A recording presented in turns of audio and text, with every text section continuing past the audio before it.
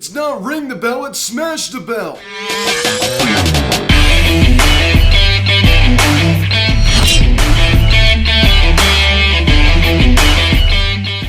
What is going on, everybody? Welcome to Phillies on Stoke Media, and today we're going to recap this afternoon's game between the Philadelphia Phillies and the Oakland Athletics as the Phillies defeat the Athletics by a final score of 4-2 as Nick Castellanos hits his first home run in the Phillies uniform. Gene Segura and Rhys Haskins both go deep as well. And I guess before we get into this video, please subscribe if you haven't yet. Please turn on the notification bell. Please like this video, comment on this video, share this video, and let's get into this. This video is also brought to you by All Things Phillies. All Things Phillies provides a daily video highlights from the game, so please go subscribe to his channel, link in the description section.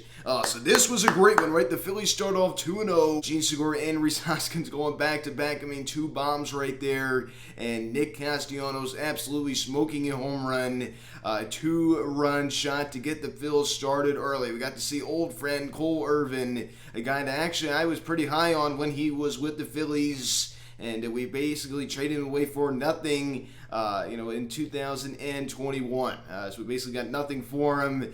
He was had a decent season with Oakland last year when he recorded a 4.24 ERA. He's nothing special, but it definitely has some potential for sure. As we pick up the scoring summary here in the bottom of the first inning, here we go as Nick Castellanos homers on a fly ball to deep center field. A two-run John also scores Harp, and the Phillies now take a 2-0 lead. So Nick Castellanos is first in a Phillies uniform, ladies and gentlemen. He got great wood on that one, great extension, beast mode swing, like that one-handed finish as I always talk about.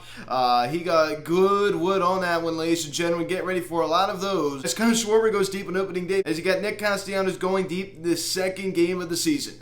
So opening night there at Citizens Bank Park as the Phillies now jump out to a 2-0 lead. And we pick it up here in the bottom of the sixth inning. Haskins homers on a fly ball to left field, his first of the season. There you go. And the Phillies now extend a 3-0 lead as Rhys Haskins gets his first one out of the way just in the second game of the season. So there you go. He's off to a fast start here, ladies and gentlemen. Had a great opening day yesterday, and he looked good this afternoon. He definitely looked good this afternoon. Then we pick it up here in the same inning as we go back to back as Gene Segura. What an absolute bomb this was, ladies and gentlemen, as he homers on a deep fly ball to left field way back there, further than Rhys Haskins.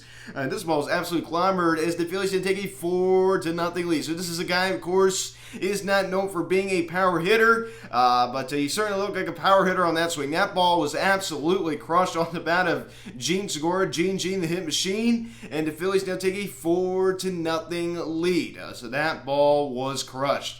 Don't underestimate Gene Segura's ability to hit the baseball at an alarming rate. I mean, this guy definitely, I understand he's a little guy. I mean, of course, he's not a power hitter, but he definitely can provide some power at times. Pick it up here in the 78th inning. Steven Piscotty signals on a short line drive to center field. Elvis Andres comes around to score as Oakland gets on the board now, a 4-1 ball game. Of course, this was off of Jose Alvarado. We're still up by 3 at this point, but then in the top of the 9th inning, I mean, this was just ugly. It was bad. It was pathetic. As Tony Kemp, draws a walk. I mean, that was ridiculous. That was ridiculous that the umpire called that pitch a ball. I mean, it was borderline, but I think that was a strike. I think that's way too close to take in a 3-2 count as Jed Lowry singles on a line drive to left field as he goes the other way as Tony Kemp comes around to score as Oakland now cuts the lead and have a 4-2 ball game. So Corey Knebel, throws up and away. JT Muto cannot handle it. He looks totally lost back there. He's looking around for the ball. He finally gets it, and Tony Kemp can definitely run. And then JT Muto rushes to throw, and that's what happens. He's panicking. When you're in panic mode, you do foolish things, and he rushes to throw, doesn't think. And the throw goes into shallow center field. And now, but what in the world are you doing? What in the world are you doing? I mean, this is just his second. He made 2 boneheaded plays today. We'll get to this in a little bit. This is one of them. He's not covering first. Why in the world is the ball goes into center field? Why in the world are you running towards the baseball? You should be covering third. And nobody was covering third. And then Tony Kemp moved up to third. That is pathetic. That is bad baseball. That's bad fundamentals all the way around. I mean, that cannot happen. That cannot happen. Okay, that just cannot happen. If Alec Bohm is wondering why he does not get, I mean, of course, Bryson Stott, who did not play today. If Alec Bohm is really wondering as to why he's not getting to start at third on a daily basis, well, there you go. Just go take a look at your defensive play out there. It ain't pretty. His heads-up play ain't pretty. Why in the world was he going at, why? Why are you running towards second base? I mean, you know that the ball goes to the center field. You're thinking in the back of your head, I mean, you're a professional baseball player. Okay, he could be going to third. But no, I'm going to run towards the baseball. What are we in? It looked like a little leaguer out there. I mean, that is just pathetic. It looked like the Bad News Bears. And you got Jed Lowry going the other way to drive in Tony Kemp to make it a 4-2 ball game. Of course, I understand we won this game, but guess what? When we do things like this against the Los Angeles Dodgers, when we do things like this against the San Diego Padres, when we do things like this against the New York Mets, etc., guess what? I mean, it's going to be a lot more difficult and painful than this. Okay, we're going against this measly Oakland Athletics team, which is an absolute joke.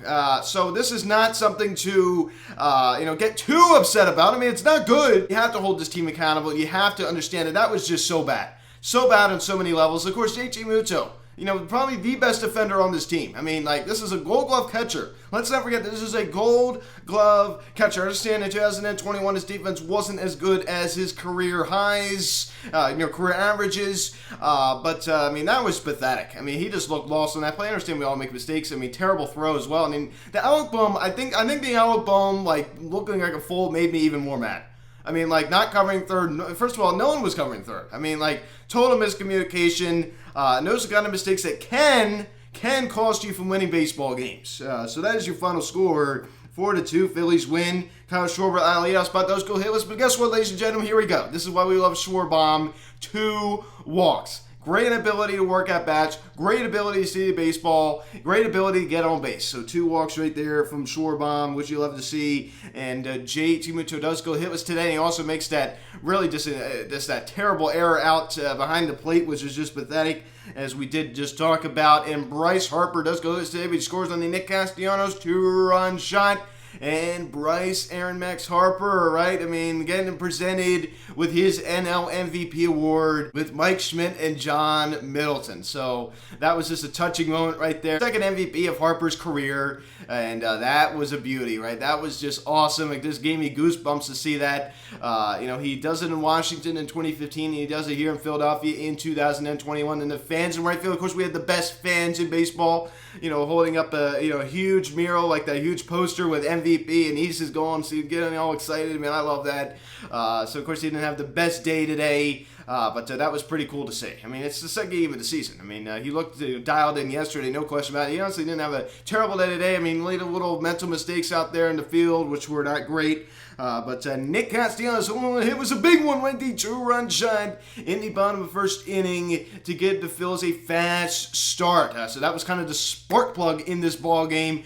Nick Castellanos, 2-run shot in the bottom of the first inning. He absolutely crushed that baseball. And Rhys Hoskins, I mean, somebody's hot. 2 hits this afternoon, and also drawing another walk. He's now hitting 667 through the first 2 games of the season.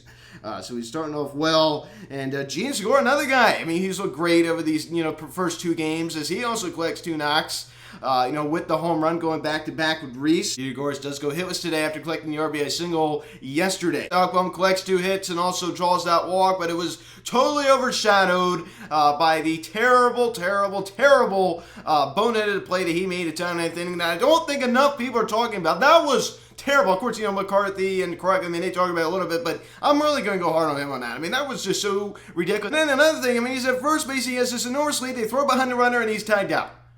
I mean, it's just that can't happen. That cannot happen. I mean, so they throw behind the runner, and he doesn't get back in time. Another thing that can't happen. So that was the second bonehead. Of course, that happened before the one he made when he was out at third base. Well, I guess he wasn't at third base, right? I mean, my goodness gracious, he was at the halfway point of second and third, looking like a deer in the headlights out there. I mean, I'm not going to keep going back to that, but that's all I had to say about it. It was pathetic, and it just can't happen. And I'm sure Joe Girardi and Bobby Dickerson definitely have to work on that. That just cannot happen. You got so bad that Walker Margot had to go out there, and that's Joe Girardi's frustration. And I do not blame him. And Matt Vierling, this is why we mix Mickey Moniak, right? I mean, not starting off the season too well as he does go hitless today. I mean, it's still, fairly early. But Kyle Gibson, I mean, what a day. What a day. I mean, this is a career day for him. I mean, he had a rough spring training. We all know that. This is a guy that generates a lot of ground balls. Well, it didn't look like that today. My, oh my. 7 innings, 2 hits. I understand he's going against his Oregon Athletics team, but this is still great. This is a regular season game. He's pitching in front of a full house at CBP. This is like a playoff-type atmosphere. Of course, we're not playing a team that will be sitting any October baseball, but this the excitement today. Of course, he didn't allow any runs, didn't walk anybody, and he struck out 10. So he gets double digits.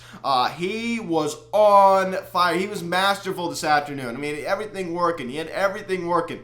I mean, I was like, was that Kyle Gibson? Of course, we all seen him before in the first half of 2021 at the Texas Rangers. Of course, he was an all-star last year. We cannot forget that. He had a great first half, and that's why he was traded at the trade deadline. That's why the Texas Rangers actually got a good amount in return for him, right? I mean, of course, Spencer Howard, second-round pick out of 2017 in that trade. This looked like the Kyle Gibson first half of 2021. I mean, it was just unbelievable. I mean, a great performance this afternoon. I mean, outstanding. Bravo to Kyle Gibson. I mean, the stuff was working. It was working great. I mean, another guy. I mean, he has ground ball type stuff. I mean, with the sinker and the slider. I mean, this is a guy that, he's not really a big strikeout guy, but his stuff was working well today. His stuff, he just made it work. He just made it work. That's smart pitching. I mean, that is just smart pitching right there. Kind of reminds me of what Zach Eflin does. Doesn't have great stuff, finds ways to make it work. It's just great. I mean, it's just masterful. It's just masterful. Jose Alvarado, makes his 2022 debut this afternoon and allows 2 hits and, of course, the earned run on that RBI single by Piscotty. It wasn't the worst, I've seen on him. I mean, of course, it wasn't a great start. But definitely could have done a lot worse. And Corey Knebel collects his first save in a Phillies uniform as, that would have been a much better inning. Unfortunately, he did allow that hit by Judd Lowry the other way. And honestly, as I said before, that was really just a bogus call on the outside part of the play. that was borderline to Tony Kemp, but I think that was strike 3. And of course, he had the defense not helping him out. He had Alec Boehm looking like a deer in the headlights between second and third. Looking like the local Little League team out there, not knowing the fundamentals of the game. Corey Knebel looked much better than the line said. Of course, as I said, this was an unearned run. This was not an earned run, so he collects his first save in a Phillies uniform as we secured a series win against this Oakland Athletics team as we go for the sweep tomorrow. I'm a little bit surprised we actually wore these uniforms today, I guess because they called it the opening night game, it was a 4 or 5 start. Kind of unusual as we have a 1 of 5 start tomorrow afternoon, and Jeffries on the map for Oakland, and Zach Eflin making his first start of the 2022 regular season. So we look for the sweep tomorrow. Hopefully we can get it.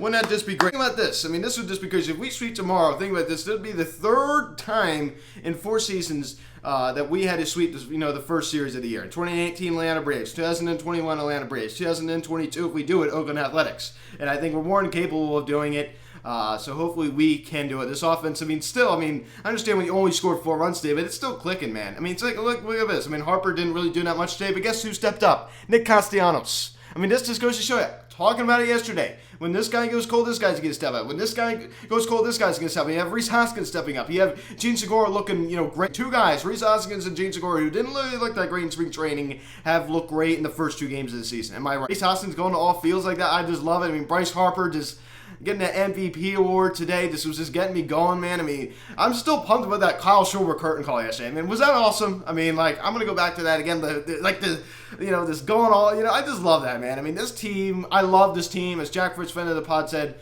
I'm falling in love with this team. And it's so true, and I feel that way as well. So 1 of 5 tomorrow. The first pitch, Jeffries and Eflin. So guys, thanks so much for watching this video. Please subscribe if you haven't yet. Please turn on the notification bell. Please like this video, comment on this video, share this video. Check out the social media link in the description section at Phillies Hats to Media, Instagram, Instagram. Follow me on Twitter at Media. Card text 267-225-3292. Email me, phillieshatsmedia@gmail.com. So guys, thanks for watching. I'm Luke, and I'll talk to you later. 1 of 5 tomorrow, Eflin and Jeffries. Let's go, Phils. I'll see you.